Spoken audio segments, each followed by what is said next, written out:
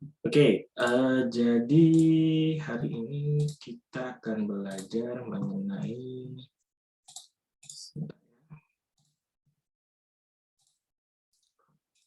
ya, jadi kita akan belajar mengenai representation learning. Ya, lebih khususnya nanti kita akan membahas lebih jauh mengenai representation learning menggunakan autoencoders dan generative adversarial networks.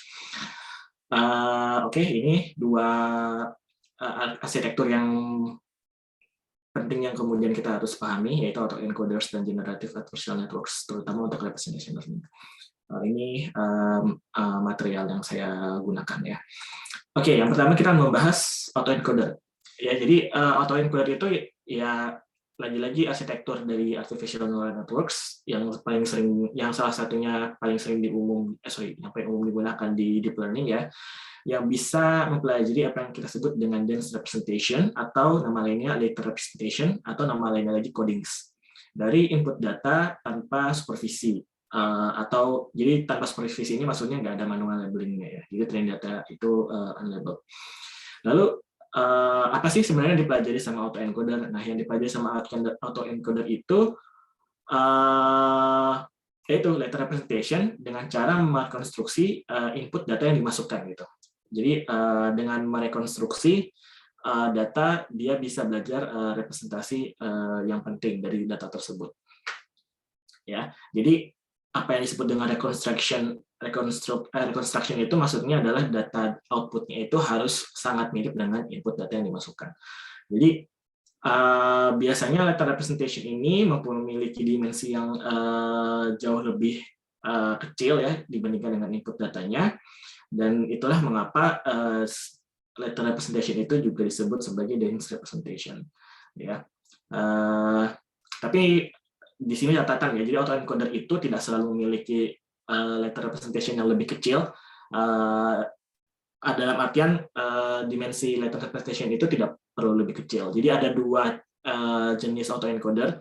Yang pertama under complete autoencoder, di mana latent representation dari autoencoder tersebut dimensinya lebih kecil dibandingkan dengan input data, sedangkan dengan over complete autoencoder itu latent representation-nya itu memiliki dimensi yang lebih besar dibandingkan dengan input datanya. Nah, ini contoh visualisasi dari undercomplete dan overcomplete autoencoder. Jadi di sini kita memiliki sama-sama input layer atau input data di sini X1 sampai X3.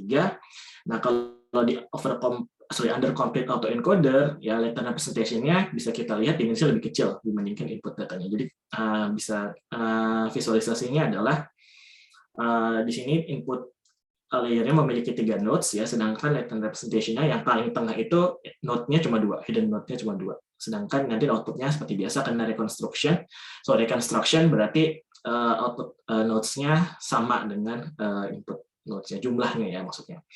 Nah, sedangkan kalau misalkan di overcomplete itu hidden nodes-nya di hidden layer itu jumlahnya lebih banyak dibandingkan dengan input nodes-nya.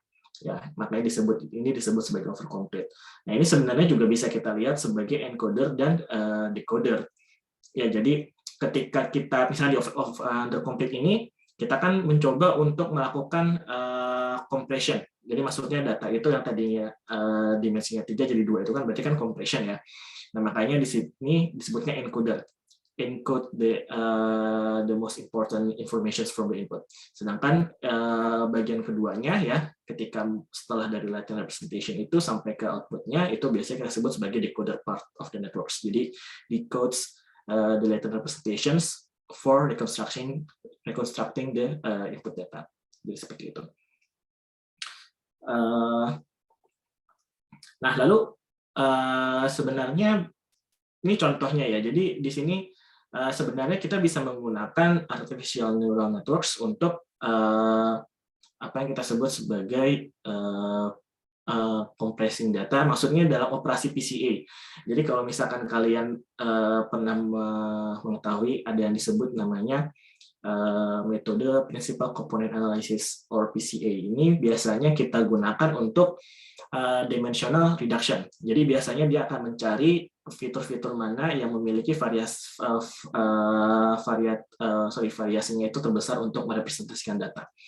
Ya, sebenarnya ini dijelaskan di sini ya. PCA itu bisa dilakukan menggunakan under complete autoencoder.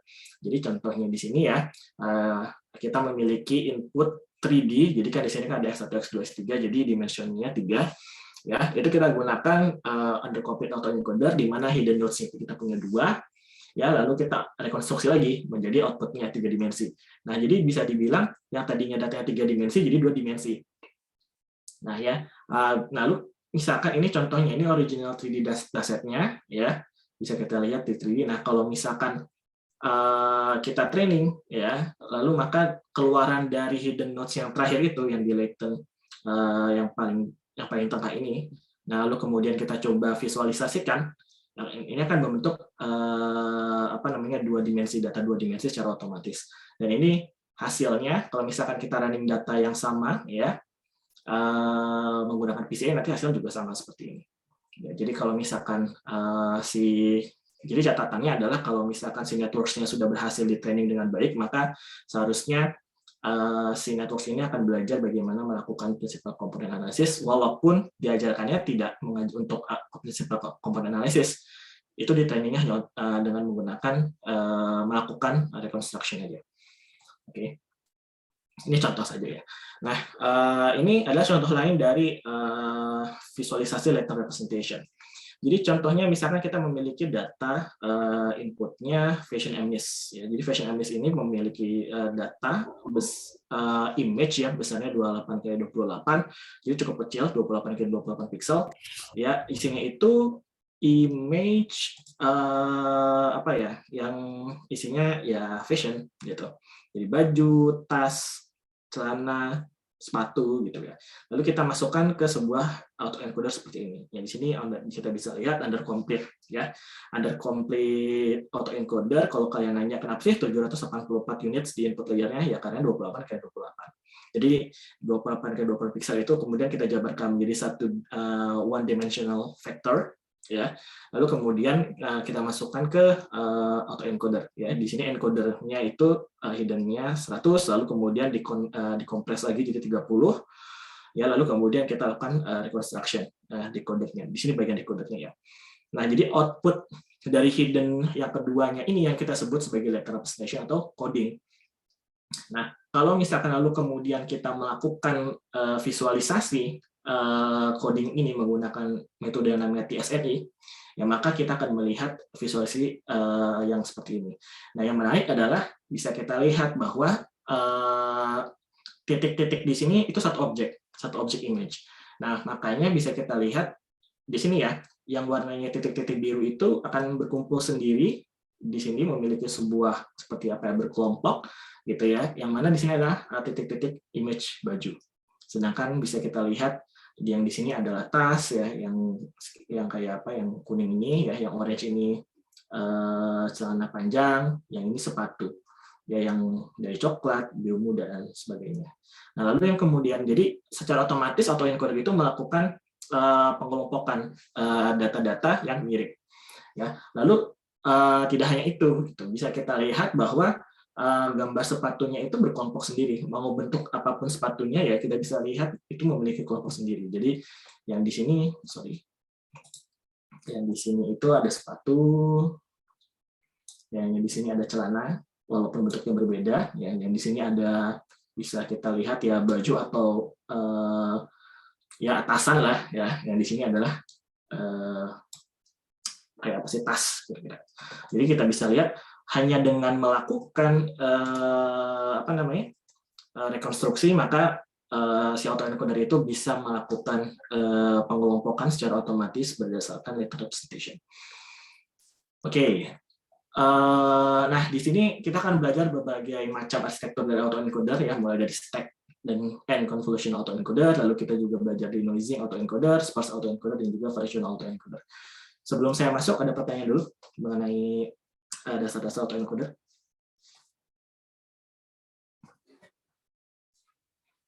Oke, saya anggap nggak ada ya, karena memang cukup mudah. Oke, jadi yang pertama kita akan belajar mengenai stack autoencoder. Nah, di sini stack autoencoder itu sebenarnya setiap input layer, setiap layer itu hubungannya fully connected, gitu ya. Kalau stack ya, jadi di sini waktu itu masih belum memakai convolutional operation, ya jadi ya ini fully connected aja gitu. Jadi di sini sih ya apa ya, nggak ada yang menarik sebenarnya kalau di sini. Nah lalu yang kalau misalkan selanjutnya adalah convolutional autoencoder, ya tinggal diganti aja hubungannya, yang tadinya fully connected itu kemudian jadi menggunakan convolutional operation. Nah kalau misalkan memakai convolutional autoencoder, input image-nya lo kemudian tidak perlu kita flatten ya, tidak kita perlu ubah menjadi satu dimensi vektor satu dimensi, karena ya operasi convolution itu kan secara otomatis dia sudah bisa 2D, bisa 3D, bisa 1D gitu, jadi nggak perlu kita flatten. Kalau misalkan fully connected itu lebih gampang kita flatten ya jadi satu dimensi. Lalu kita juga bisa menggunakan pooling layer ya seperti biasa. Lalu kita juga bisa menggunakan transpose convolutional layer atau upsampling untuk di decodernya. Kita sudah belajar seperti kemarin ya.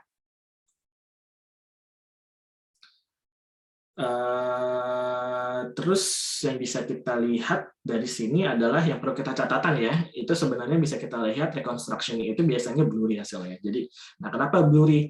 Ya karena bisa kita lihat nodes-nya itu kan semakin sedikit semakin di tengah gitu ya. Jadi berarti dia melakukan kompresi informasi dari image itu, dan yang dipelajari adalah fitur yang paling penting aja dari sebuah image. Nah karena informasinya itu tidak komplit, ya makanya disebut under complete gitu.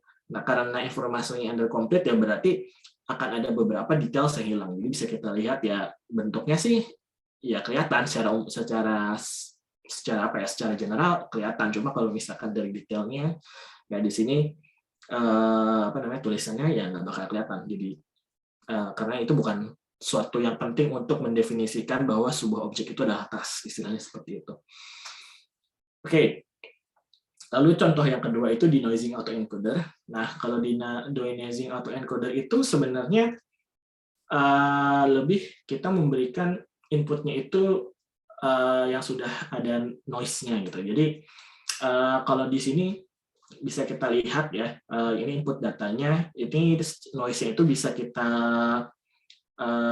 kita kasih dalam bentuk Gaussian noise. Jadi kalau kita kasih Gaussian noise akan seperti ini bentuk inputnya. Kalau misalkan pakai dropout, ya jadi kalau di dropout itu nanti kita akan belajar ya minggu depan, di dropout itu nanti akan ada beberapa pixel yang hilang. Jadi kalau misalkan di gambar 2D itu pixel itu bisa dikatakan juga sebagai nodes, ya sebagai nodes kalau misalkan di image. Jadi satu pixel itu satu node. Nah, kalau misalkan di dropout itu nanti ada beberapa nodes yang hilang. Nah, di sini makanya bisa kita lihat ada beberapa informasi dari image yang hilang.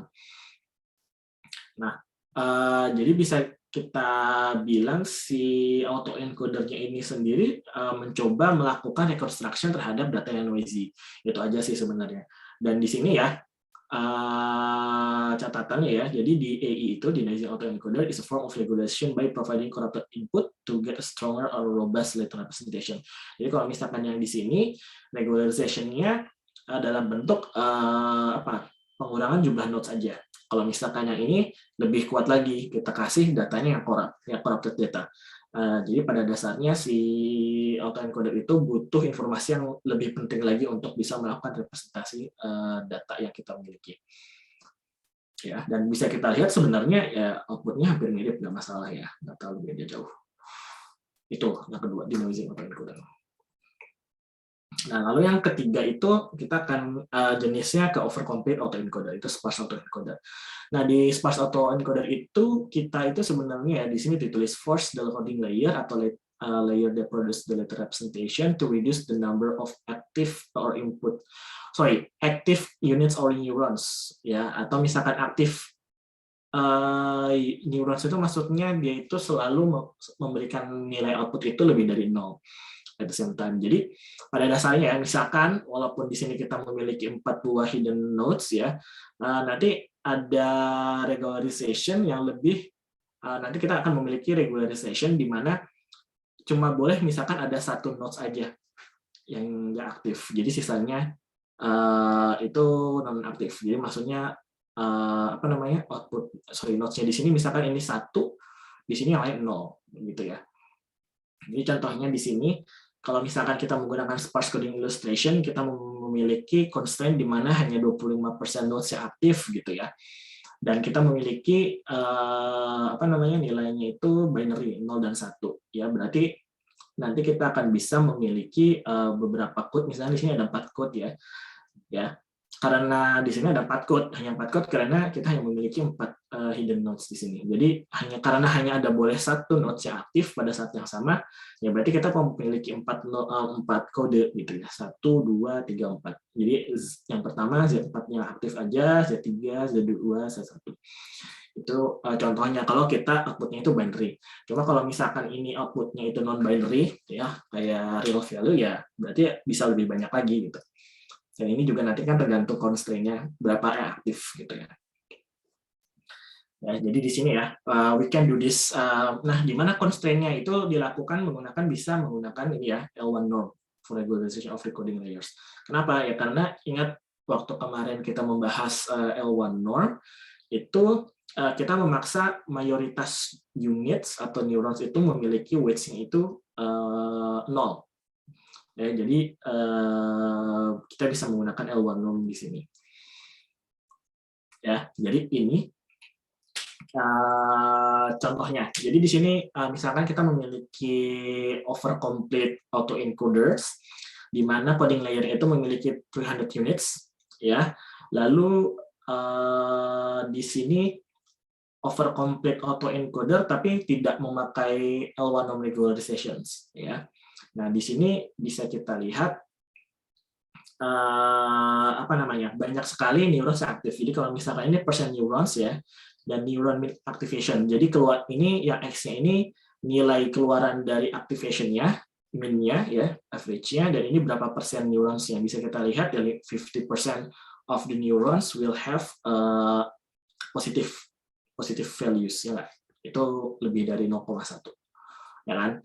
Nah, di sini overall min-nya juga 0,5, ini juga activation-nya juga. Ya, ini juga beberapa activation. Nah, kalau misalkan kita memakai L1 normal regularizations, bisa kita lihat persen of neuron yang aktif itu sangat kecil. Itu sekitar 0,02 overall min-nya. Ya, overall min-nya itu 0,02. Berarti hanya sekitar 2%. Yang tadinya 50% hidden nodes-nya aktif jadi cuma tinggal 2%. Nah, di sini makanya bisa kita bilang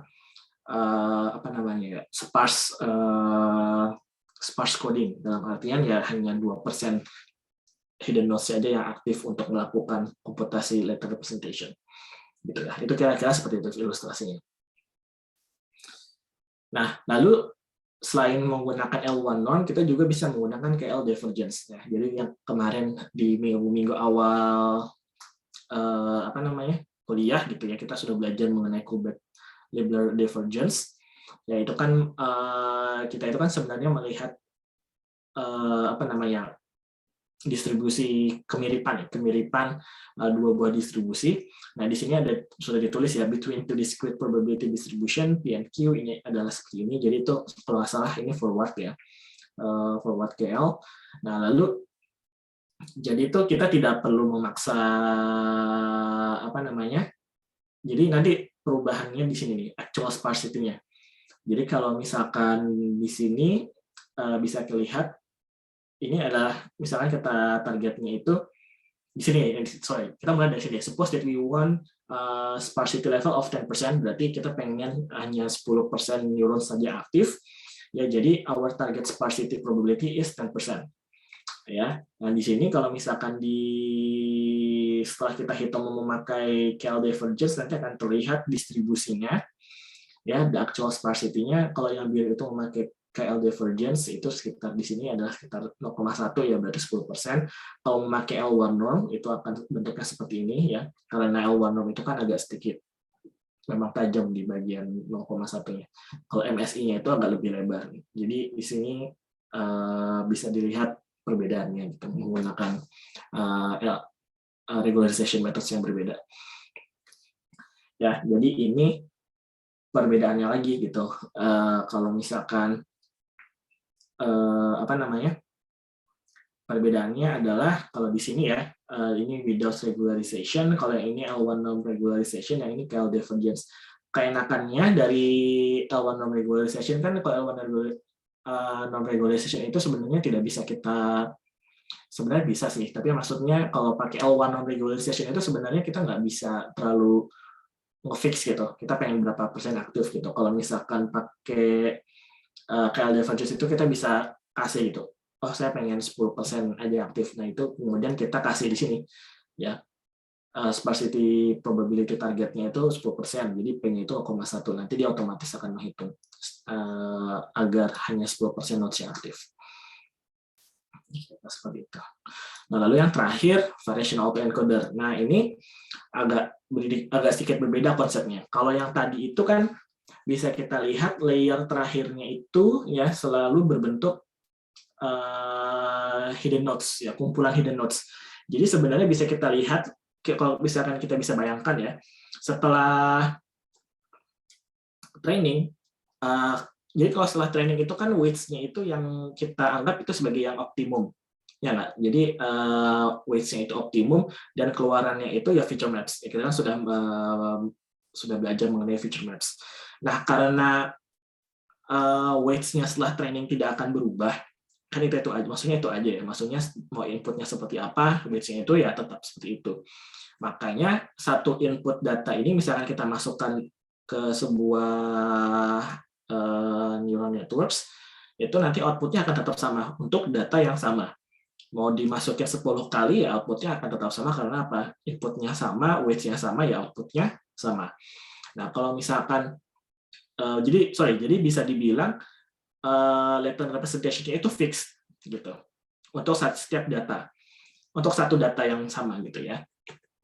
Nah, kalau misalkan di variational autoencoder itu layer terakhirnya itu keluarannya itu bukan feature maps, keluarannya itu adalah parameter dari sebuah Gaussian distribution atau ya multivariate Gaussian distribution.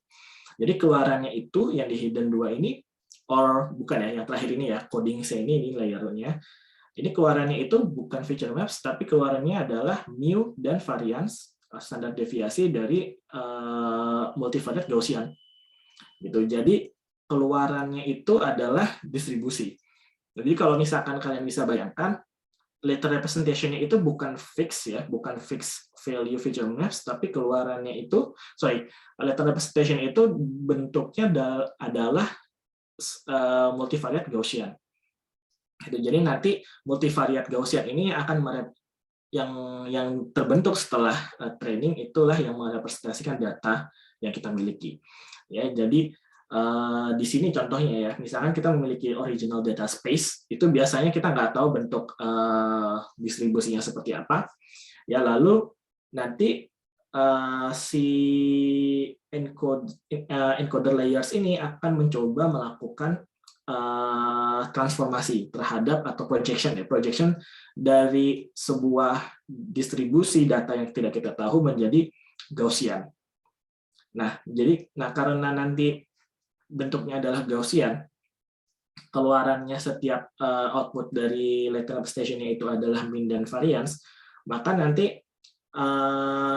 untuk setiap satu data setelah di training itu nanti keluarannya bisa beda-beda, karena apa ya? Karena keluarannya cuma mu sama variance saja. Jadi nanti mu dan variance yang dikeluarkan dari latent sama coding layer inilah yang kemudian akan digunakan untuk sampling data untuk reconstruction gitu. Jadi bisa kita lihat misalkan ini ya, satu data X ini ya kita masukkan ke hidden encoders ya, ke hidden 1 2 encoders. Jadi misalkan kita memiliki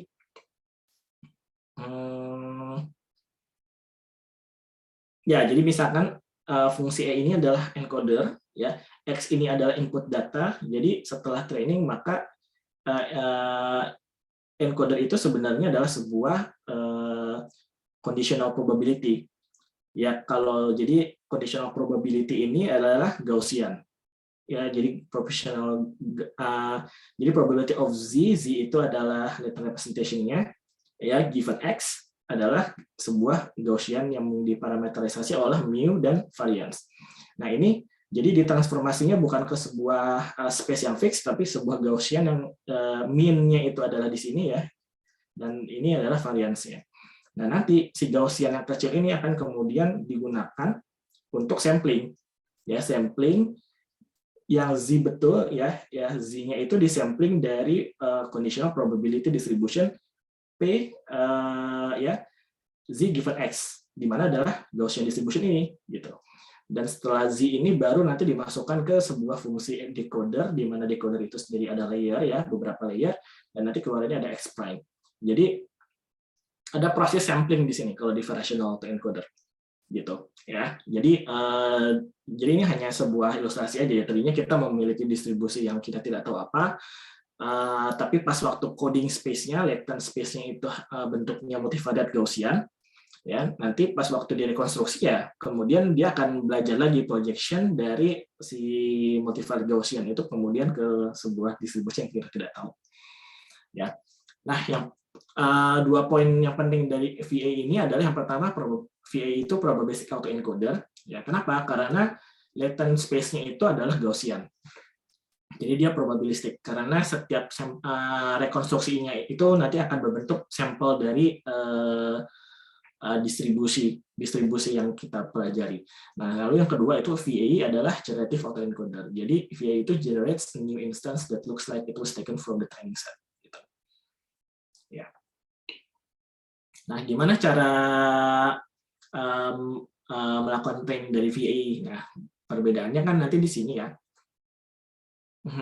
Jadi perbedaannya adalah di sini ya. Jadi nanti biasanya waktu kita training autoencoder biasanya loss-nya itu reconstruction loss gitu. Jadi nanti kita dibandingkan setiap input pixel sama output pixel yang berkorespondensi sama atau enggak, jauhnya segimana. Nah, kalau misalkan di VAE loss-nya itu sebenarnya ada dua nanti. Yang pertama itu loss pertama reconstruction loss ya, seperti autoencoder layaknya autoencoder yang lain. Lalu yang kedua itu VAE latent loss ya. Ya, jadi di mana ini adalah penghitungannya KL divergence gitu. Ya, jadi gimana caranya latent loss, di sini ya ditulis ya, the latent loss of VAE encourage the coding ya, coding obtained from the latent space as if it were sampled from a simple Gaussian distribution. Jadi gimana caranya distribusi yang tidak kita tahu itu kemudian bisa kita fitkan ya, kita masukkan ke Gaussian distribution. Jadi pas waktu setelah training kita punya itu Gaussian distribution. Nah, gimana caranya? Pakai trainingnya ya pakai KL divergence ya, where the target distribution is a Gaussian distribution ya, dan ini adalah derivation-nya. Ini derivation aja, maksudnya nggak perlu kalian coba hitung derivatifnya, cuma kira-kira inilah hasilnya. Jadi di mana K is the latent coding dimension. Jadi ini kita bisa ini juga nih, kita tentukan karena dia multivariate Gaussian kan kita bisa tentukan besarnya dimensinya itu berapa. Ya kalau multivariate kan biasanya lebih dari 2, ya bisa 3, 4 atau selanjutnya. Ya, dan mu yang di sini adalah the mean and standard deviation of the each latent coding at I. Gitu. Jadi ini setiap dimensinya. Jadi itu ntar membentuk sebuah multivariate Gaussian. Atau bisa juga ini menggunakan loss seperti ini ya, yang dimana lebih numerical or computational stable latent loss of VAE. Ya, jadi nanti ini contohnya ya. Tadi kan sudah dibilang ya, VAE itu kan generative model ya. Ya, generative autoencoder. Jadi dengan menggunakan VAE, we can generate new data or generate new samples with latent semantic interpolation. Maksudnya gimana? Ya, ingat kalau misalkan di sini Z-nya itu kan pertama kita sampel dari latent representation yang sudah kita pelajari, lalu dimasukkan ke decoder dari VAE, betul tidak? Nah, misalkan kita Z-nya itu memiliki dimensionally of 10, ya maka di sini misalkan kita masukkan ini adalah apa namanya ya? Adalah data yang kita miliki. Nah, kalau misalkan lalu kita interpolasi, maka bisa kita lihat ya. Ini misalkan data aslinya, yang ini bisa kita lihat, kita interpolasi, jadi ada data-data baru di antara data-data yang lama, yang aslinya. Jadi bisa kita lihat data yang di sini dengan di sini itu seperti gabungan, ya, yang data di sini itu seperti gabungan dari dengan data ini dan data ini, ya nggak? Lalu juga seperti apa? Ya, dengan ini itu yang ini, sorry, data image yang ini itu seperti gabungan antara gambar yang di sini dan di sini. Jadi bisa kita interpolasi. Ya, jadi kan bisa kita lakukan ya variansinya agak dibesarkan atau bagaimana, itu bisa dilakukan seperti itu untuk VAE. Ya. Makanya dibilang generative model. Nah ini adalah implementasi dari AI dan penggunaan dari letter representation ya. Itu biasanya autoencoder itu sering digunakan untuk unsupervised pre-training. Jadi kalau misalkan kita memiliki masalah yang sulit, lalu datanya juga sulit diambil, ya maka bisa kita gunakan autoencoder itu untuk melakukan pre-training. Lalu juga ada beberapa cara ya, bisa pakai greedy layer wise training pas waktu pre-trainingnya gitu ya, atau kita juga bisa menggunakan metric learning ya. Oke, nanti sebelum saya buka pertanyaan ya, jadi ada kira-kira ada 3 cara lah yang paling sering penggunaan dari autoencoder. Jadi yang pertama itu autoencoder for unsupervised pre-training. Jadi misalkan kita ingin melakukan klasifikasi kelas dari fashion MNIST gitu. Nah, anggaplah kita mencari melabel setiap image ini susah gitu. Anggaplah yang kita miliki bukan fashion MNIST gitu, tapi sebuah klasifikasi yang sulit dilakukan. Nah, yang bisa kita lakukan adalah, kan kita tahu ya, data itu kalau kita punya data yang banyak itu lebih baik. Nah, kalau misalkan kita data yang nggak punya banyak, yang bisa kita lakukan itu adalah melakukan pre-training. Jadi kita pre-train dulu sebuah autoencoder untuk melakukan reconstruction. Nanti weights yang setelah dilatih itu kita pakai. Terutama ini akan berguna untuk layer-layer yang di bagian encodernya. Karena dia sudah belajar melakukan encoding data input yang kita masukkan. Lalu setelah itu ya kita gunakan untuk tugas yang lain, task yang lain. Jadi yang pertama ini kan tasknya reconstruction. Kalau yang ini tasknya adalah classification. Ya, cuma karena di sini datanya ini weights-nya itu sudah pernah dilatih, maka biasanya si networks ini membutuhkan training data yang jauh lebih sedikit dibandingkan apabila kita lakukan training dari awal. Itu. Ingat ya, itu juga ada hubungannya dengan konsep initialization. Kan waktu minggu-minggu yang lalu kan kita sudah belajar initialization ya. Di initialization itu kan kita belajar kalau kita salah tempat inisialisasi kan kita bisa terjebak, entah itu di saddle point atau itu misalkan di minimum di minima di lokal minima, bukan di global minimumnya gitu. Nah, jadi ini sangat membantu untuk di initialization-nya. Ya. Lalu bisa juga kita training itu per layer-nya. Jadi kalau misalkan di sini kita punya 2 hidden atau 3 hidden layer gitu ya. Ini bisa kita training itu satu-satu gitu. Jadi kita mulai dari hidden 1 ya. Lalu kemudian kita training lagi cuma hidden 2-nya, lalu kemudian kita copy parameternya, lalu kita training bareng-bareng, itu juga bisa. Lalu ini juga metric learning. Metric learning itu lebih ke arah contrastive learning juga sebenarnya. Itu sangat berhubungan gitu ya. Jadi misalkan ada 2 buah image ya, 2 muka, lalu kita training kemasukan ke sebuah model dengan yang sama. Nah, nanti kan letter representation itu kan nanti akan seperti ini gitu ya. Kalau misalkan di TSNI. Kan kalau misalkan kita kita visualisasikan di TSNI kan seperti ini. Nah, ini kita bisa paksa gambar-gambar yang berbeda itu representasinya supaya menjauh gitu. Kalau misalkan image objek yang sama itu kita dekatkan, kalau misalkan yang objek yang berbeda itu kita jauhkan. Itu namanya metric learning. Jadi distance dari si letter representation itu supaya kalau beda objek kita jauhkan, kalau misalkan objeknya sama kita dekatkan. Nah itu masuknya ke metric learning. Ada yang sebut metric learning, ada yang sebut contrastive learning, ya macam-macam lah. Nah gitu ya. Jadi di sini ada contoh-contoh loss-nya ya, dari ranking loss, contrastive loss, margin loss, triplet loss, bla bla bla. Yang ini juga ada apa ya, visualisasi. Itu visualisasinya bisa kita lihat. Misalkan ya, ada orang yang nulis angka 4 dan 9 itu mirip gitu. Makanya secara distance di electron representation-nya itu saling berdekatan. Tapi ada juga yang nulisnya itu kan sangat jauh ya, sangat jauh berbeda. Jadi bisa kita lihat ada juga yang jaraknya berjauhan. Nah ini bisa kita paksa nih, apa namanya, supaya distance-nya itu sangat untuk yang lebih baik, yaitu bisa kita paksa supaya distance-nya itu semakin jauh. Kira-kira itu. Oke, sampai situ aja untuk yang autoencoder. Ada pertanyaan? Mohon maaf ya kalau misalkan nggak terlalu cepat. Tapi ya silakan kalau ada pertanyaan.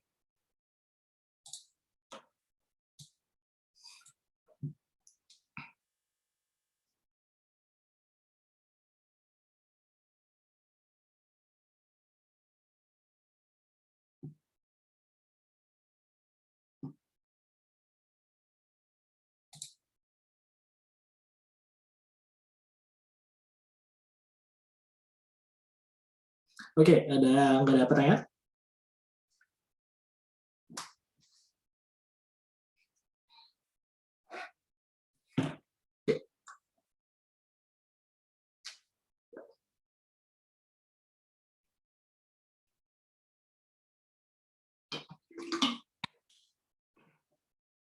Oke, ada pertanyaan dari Pak Asep Haryono ya. Terkait sparse autoencoder, apa pertimbangan neuron harus aktif atau non aktif gitu? Pertimbangannya sebenarnya juga jarang sih yang pakai, yang apalagi saat ini ya, menggunakan sparse autoencoder gitu. Tapi pada dasarnya adalah supaya masing-masing nodes ini belajar representasi untuk data-data yang spesifik gitu. Jadi anggaplah misalkan ini kode A ini hanya untuk objek A, kode B ini hanya untuk objek B, kode C ini hanya untuk kode C, ya, kode D ini adalah untuk objek D. Jadi bisa kita anggap ya, jadi kalau misalnya kita bayangkan setiap nodes ini akan belajar representasi yang khusus gitu untuk beberapa objek, atau mungkin satu objek yang khusus gitu ya. Kalau di sini sih cuma 4, jadi kita cuma punya 4 representation. Kalau misalkan di sini contohnya ya 300 unit, ya berarti kan minimal ada 300 objek yang bisa kita pelajari, atau misalkan 300 representation yang bisa kita pelajari, lalu kita juga memiliki misalkan ada 10% yang aktif gitu ya, ya berarti kan 10 kombinasi dari 10% dari 300 kan lumayan banyak gitu ya kan representationnya. Jadi maksudnya kalau misalkan kita punya 300, 10% dari 300 berapa? Sekitar 30 ya? Ya, sorry. Ya, 30. Dalam satu saat yang sama itu ada 30 neurons yang bisa aktif. Ya, berarti kan ada kombinasi dari 10, ada kombinasi dari 10 neurons itu yang bisa digunakan untuk merepresentasikan data yang kita miliki gitu.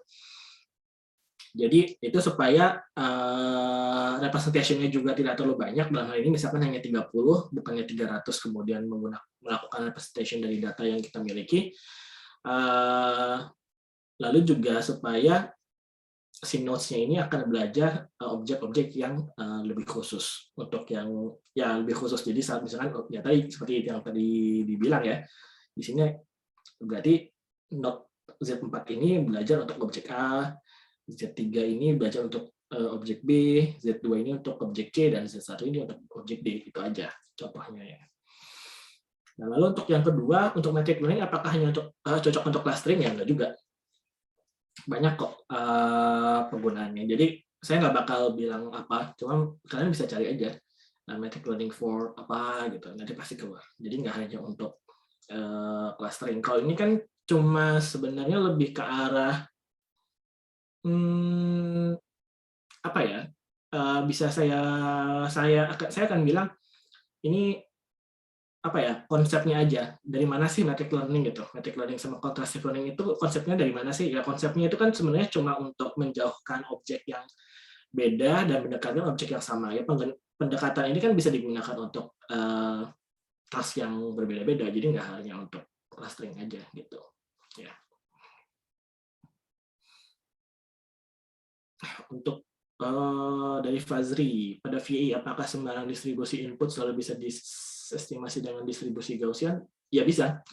Ingat ya, kalau misalkan justru gini, kan kita kan sudah belajar yang kemarin ya, semakin banyak data itu maka akan semakin mendekati Gaussian distribution. Satu, pertama itu. Lalu yang kedua, hampir segala, saya akan bilang hampir semua distribusi yang kelihatannya awal-awalnya bukan Gaussian distribution itu bisa kemudian kita pecah dekomposisi menjadi gabungan distribusi Gaussian yang banyak gitu. Nah, makanya distribusi yang aneh itu sebenarnya bisa apa ya tadi saya bilang ya, bisa didekomposisi sebagai kumpulan Gaussian distribution. Makanya ya di VA itu biasanya Gaussian distribution yang dipakai. Gitu. Apalagi kalau misalnya kita punya data. Jadi ada beberapa alasan. Yang pertama itu ya, Gaussian distribution itu bisa digunakan untuk melakukan estimasi berbagai macam distribusi. Lalu yang kedua, ya semakin banyak data kan semakin mendekati Gaussian distribution. Ya, jadi alasannya itu. Kenapa di sini letter representation-nya itu pakai Gaussian. Sama satu lagi sih, secara komputasi Gaussian distribution itu paling gampang secara komputasi. Ya, paling mudah dihitung baik secara hitung manual gitu ya, pakai tangan, secara derivatifnya lebih gampang, di komputer juga lebih gampang.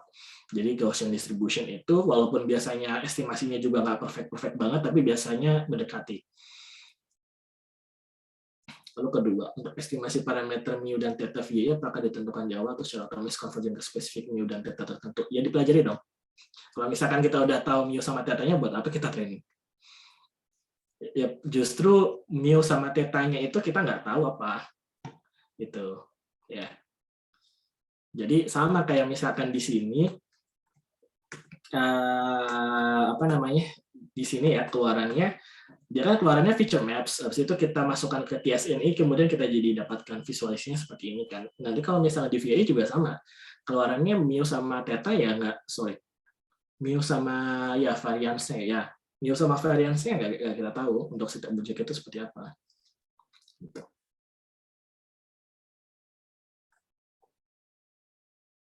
Ada lagi pertanyaan?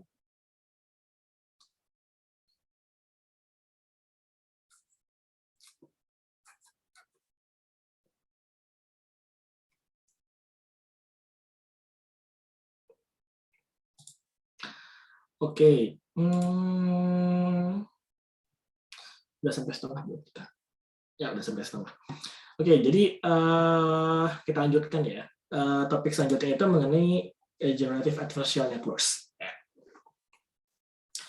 Nah, sebenarnya kita harus melihat dulu kelemahan dari autoencodernya itu seperti apa. Ingat waktu kita belajar mengenai autoencoder itu kan biasanya kita melakukan reconstruction ya. Dan kalau misalkan kita melakukan reconstruction di image, biasanya loss yang kita pakai itu MSE, ya mean square error.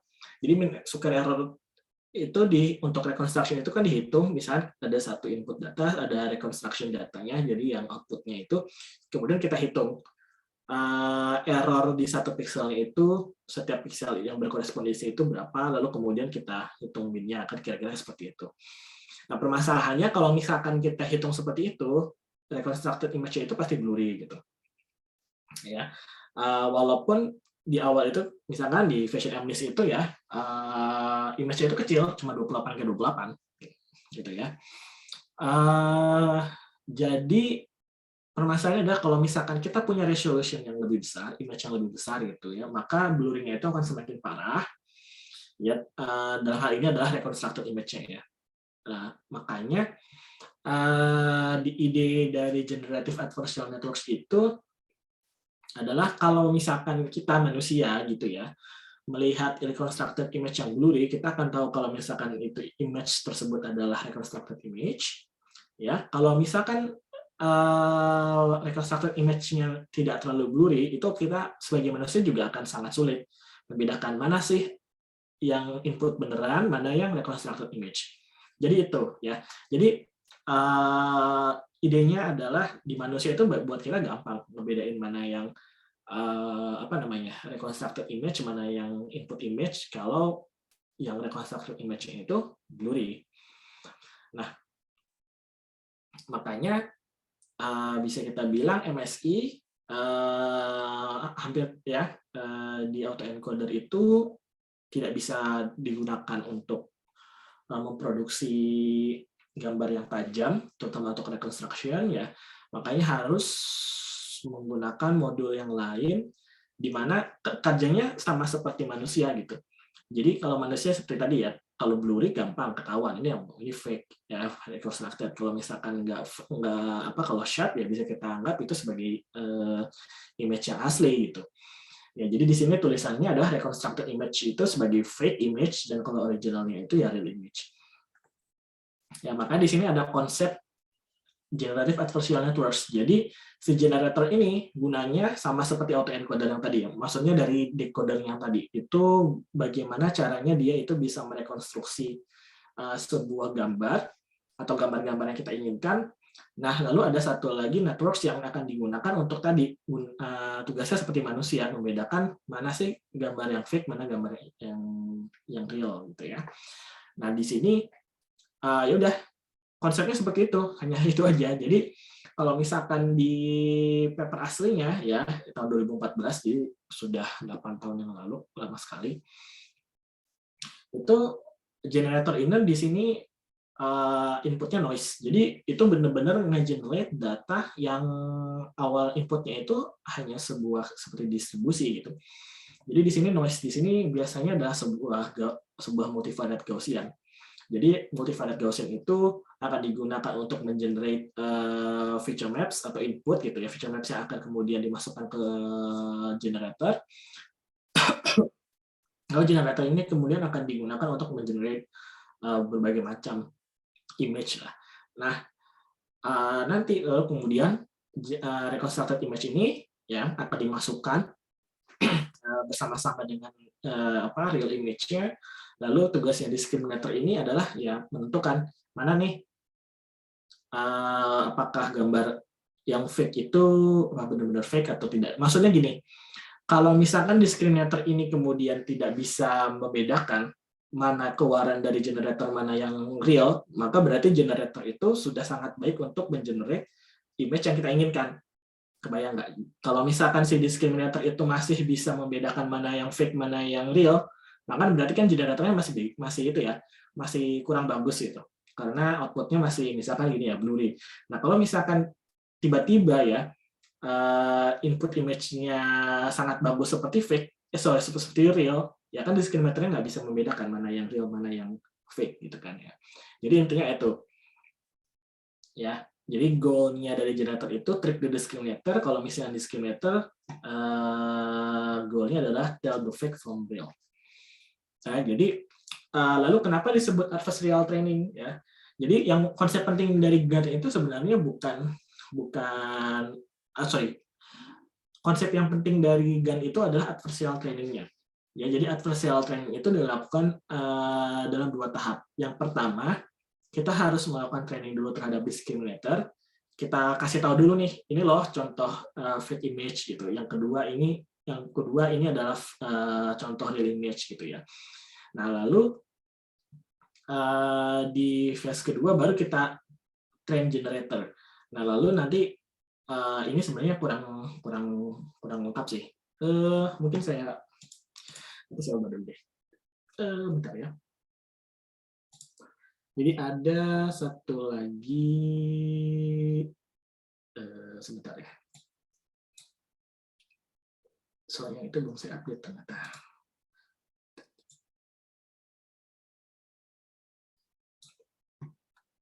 Oke, saya tambahkan dulu di sini.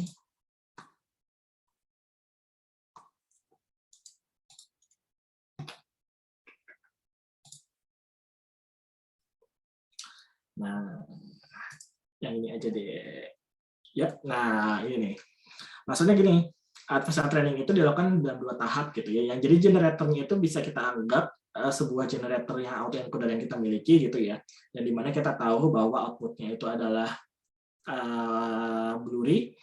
Nah, lalu kita masukkan ya, kita masukkan ke masukkan discriminator. Jadi phase pertama kita train di discriminator, ya, memakai loss-nya seperti ini, ya. Jadi kita mencoba gimana caranya supaya discriminator itu jago membedakan mana yang fake, mana yang real image.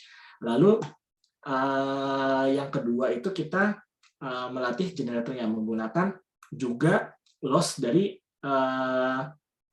discriminator ini, ya. Jadi kita masukkan juga generated input ke discriminator, nanti dia discriminator akan mengetahui nih, mencoba ya di inference apakah input yang kita image yang kita masukkan discriminator itu apakah fake atau real.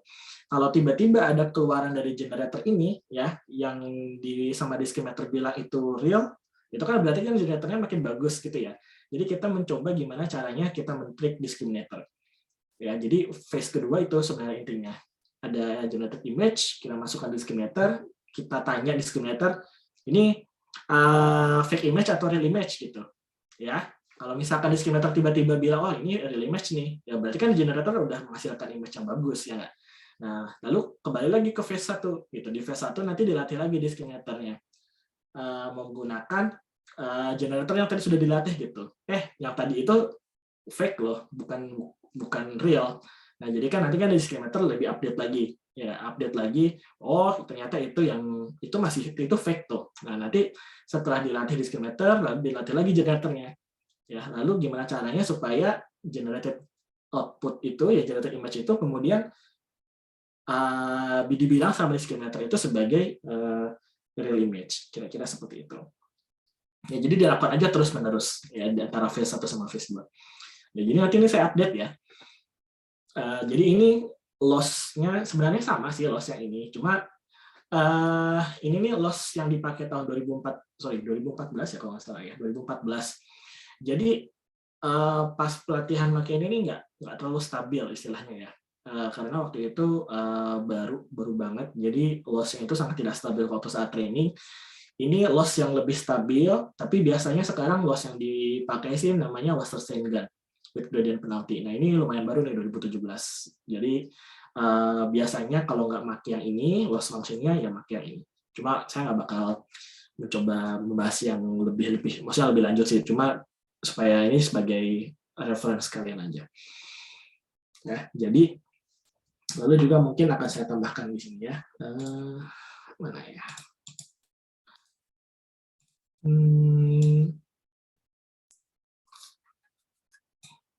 Saya copy lagi sebentar.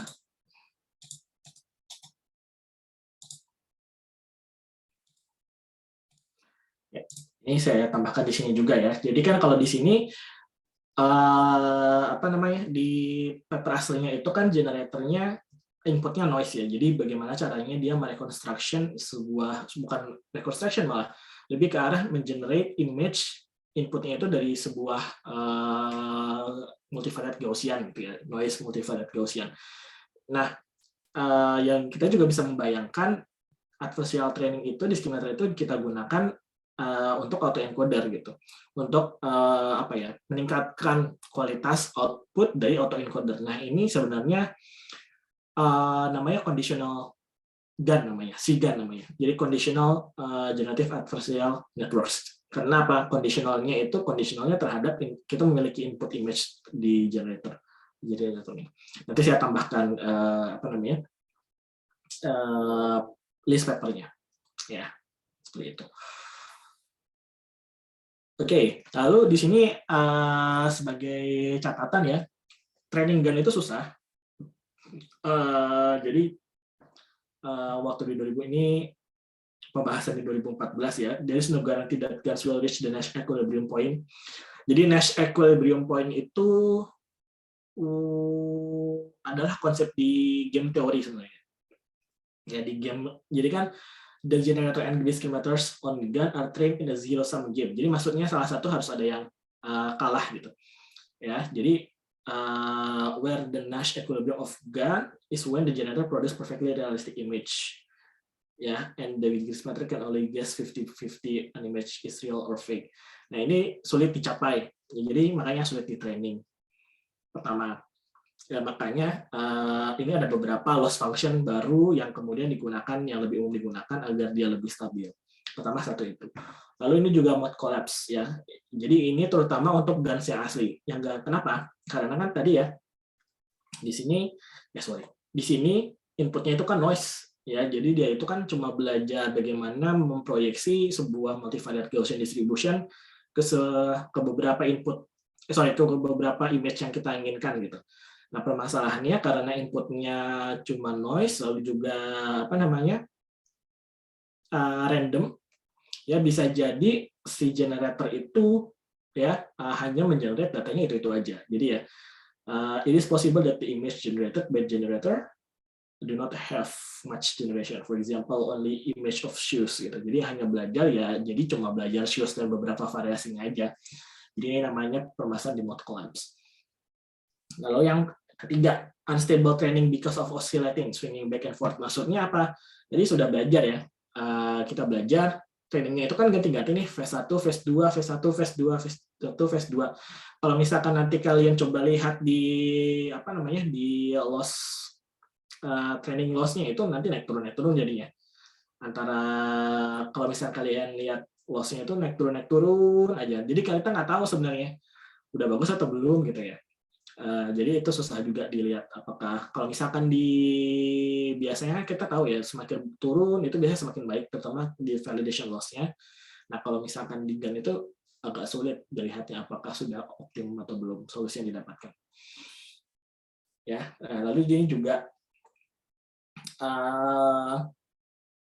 di sini ya, di sini sih sebenarnya lebih ke arah arsitektur yang lebih baru dibandingkan GAN yang asli.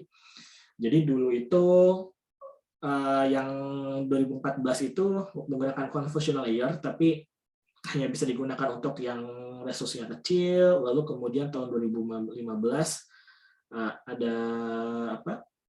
ada studi gimana caranya kita bisa menggunakan convolutional layers untuk GAN gitu ya. Tapi sekarang sih udah banyak banget, udah sering dipakai. Ya.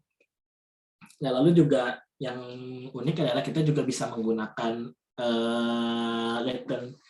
melakukan arithmetic operation di latent space menggunakan GAN. Ya, jadi kalau misalkan di sini bisa kalian baca ya, ini papernya tahun 2015. Kalau misalkan di sini ada image untuk seluruh orang yang pakai kacamata, ini gambar terkenal sih, kacamata ya. Nah, itu kemudian ini adalah latent space untuk orang yang berkacamata ya, yang ini adalah yang without glasses, ini adalah representation untuk perempuan. Kalau misalkan jadi ini dilatih pakai GAN gitu ya maksudnya ya. Kalau misalkan yang ini cuma digabunginnya latent representation-nya itu hanya average dari setiap pixel yang ada di 3 gambar ini aja. Kalau yang ini dilatih menggunakan GAN. Nah, lalu kemudian kita lakukan operasi arithmetic di latent space-nya gitu. Latent space-nya itu kemudian kita kurangi, tambahkan hasilnya seperti ini. Nah, ya, the arithmetic was performed on the main vectors creating a new vectors y. Ya, nanti kalau misalkan y-nya itu kemudian kita gunakan untuk generate data, hasilnya itu data baru yang nggak berhubungan sama sekali. Ya, maksudnya nggak pernah ada di contoh gitu. Kalau berhubungannya sih ya hubungannya adalah pakai kacamata, terus lalu kemudian karena laki-laki kacamata dikurangi laki-laki adalah kacamata, terus kemudian ditambahin dengan latent representation perempuan, ya jadinya perempuan memakai kacamata. Gitu. Nah, lalu ini juga ya tadi sudah saya bilang ini conditional GAN, jadi inputnya itu ada inputnya itu bukan Gaussian noise ya, bukan Gaussian distribution, tapi ada entah itu input, entah itu label, itu bisa kita atur ya. Kalau misalkan di sini contohnya inputnya itu bukan data, tapi inputnya itu label. Jadi bisa dibilang nih generatornya inputnya ini tetap Gaussian noise, tapi ada labelnya. Ya, jadi kalau misalkan tanpa label bisa kita lihat output dari conditional GAN itu sesuai dengan random aja karena dia kan disampel dari Gaussian distribution. Kalau misalkan conditional GAN itu kita bisa kita atur ya outputnya itu apa. Tapi tetap outputnya itu ada variasinya gitu. Contohnya misalkan Y-nya itu misalkan 0,0001 gitu. Nanti ini untuk ternyata dia belajar mengenai apa t-shirt ya shorts gitu ya. Nanti label 00010 ini adalah trousers gitu ya. Lalu begitu seterusnya. Tapi pada saat yang sama Gaussian distribution itu berguna untuk mengenerate variations of the image. Nah, kalau ini tahun 2017 ya, ini progressive glowing gun. Ini sih lebih ke arah seperti 3D layer pre-training ya. Jadi kita latih itu dari image yang paling kecil, image dengan resolusi yang paling kecil ya, dari 4x4, terus ini yang setelah dilatih kita tambahkan ya. Jadi weights yang digunakan untuk 4x4 kita gunakan, lalu kita tambahkan sebuah layer lagi ya untuk 8x8 gitu seterusnya sampai 1024x1024. Jadi hampir berapa? 1 megapiksel ya. Jadi ini training progress dari yang paling kecil sampai yang paling besar. Nah, akhirnya kita bisa lihat generated image-nya itu high resolution, lalu kemudian juga sangat mirip dengan yang asli. Gitu ya. Kira-kira seperti itu. Lalu di sini juga detailnya, ini detailnya. Nanti ada bagaimana cara memasukkan train weights yang ada gitu. Nanti ada hyperparameter alpha gitu. Ini hyperparameter alpha-nya sih digunakan supaya nggak semua informasi yang digunakan yang kita miliki yang di resolusi yang lebih kecil itu digunakan semua gitu. Jadi digabungkan gitu dengan resolusi yang lebih besar ya. Jadi ini ada 1 minus alpha, jadi ini ada weighted ya. Yang tadinya 0 gitu ya, yang tadinya digunakan hanya dari resolusi yang paling kecil, kemudian menjadi hanya menggunakan resolusi yang paling besar. Lalu ini juga ada beberapa, ini satu contoh yang paling baru. Sebenarnya nanti ada lagi style gun versus 2 gitu ya. Ya pokoknya ini paper dari NVIDIA gitu ya. Jadi bagaimana caranya kita bisa mengenerate image dengan mengenerate high resolution image gitu ya. Ini panjang, kalian kalau misalnya kalian tertarik bisa dibaca sendiri deh. Agak kompleks juga. Nah, ini bisa kita lihat ya image-nya memang sangat bagus gitu ya. Sangat tajam, terus juga high resolution gitu. Lalu juga kita bisa belajar letter representation-nya diubah-ubah gitu. Jadi sini contohnya penggabungan antara level ya dengan dari source A dengan source B, kita bisa lihat perbedaannya gitu ya. Jadi warna kulitnya kalau di low level warna kulitnya berubah ya. Lalu juga fitur dari mukanya sendiri seperti ke transfer gitu ya. Kalau misalkan high level itu ya justru keseluruhan dari dari mukanya yang ke transfer, tapi kulit warna rambut segala macam dapatnya dari source B. Jadi dibaca sendiri ya. Cukup menarik terutama kalau kalian yang memang tertarik di generating di image generation.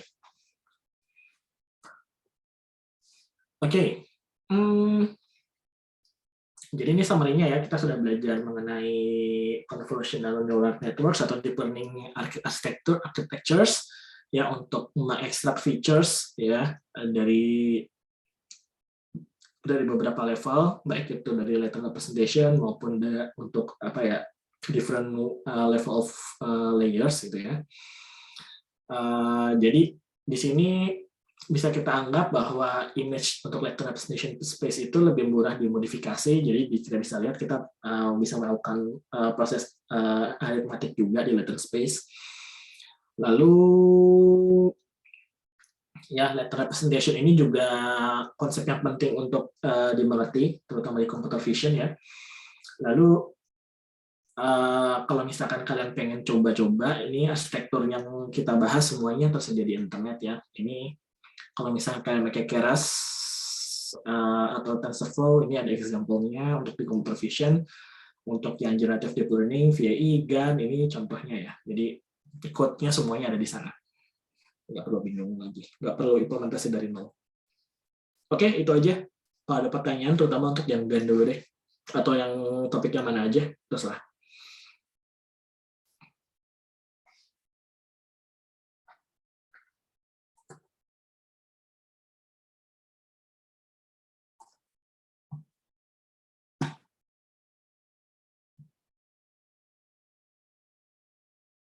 Ada pertanyaan?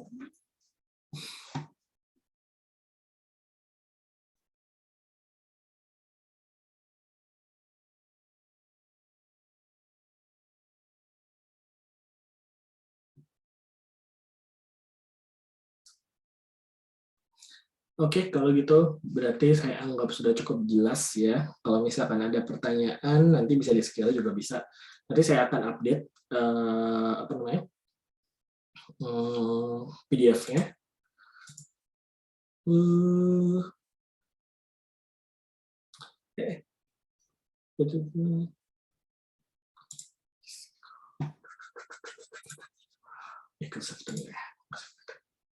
Well, anyway, jadi kalau ada pertanyaan ya, saya anggap.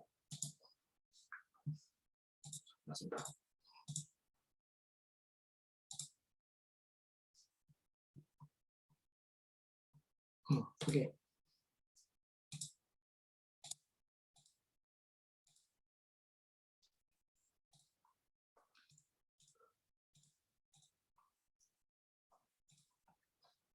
Oke, jadi karena saya anggap nggak ada pertanyaan, dari Rizal ada pengumuman yang ingin disampaikan?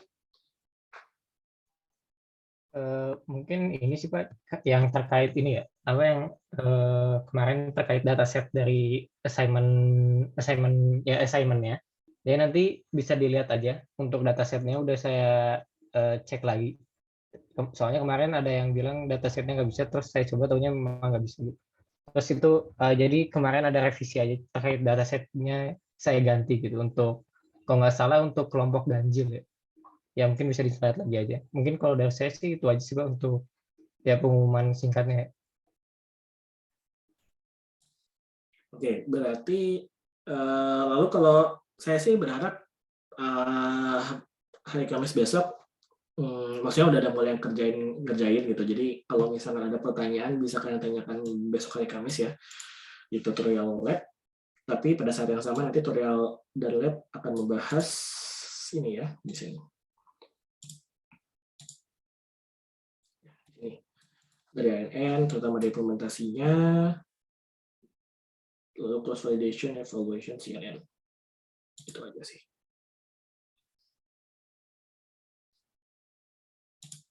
Oke, kalau gitu, kalau karena nggak ada pertanyaan, kita tutup saja sesinya. Kita ketemu lagi hari Kamis, terutama dengan asisten. Oke, seperti biasa, sebelum keluar, absen dulu, habis itu silakan leave the session. Thank you. Wassalamualaikum warahmatullahi wabarakatuh.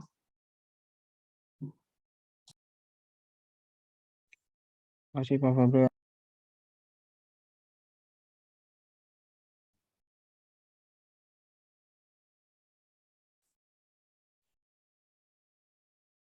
Terima kasih.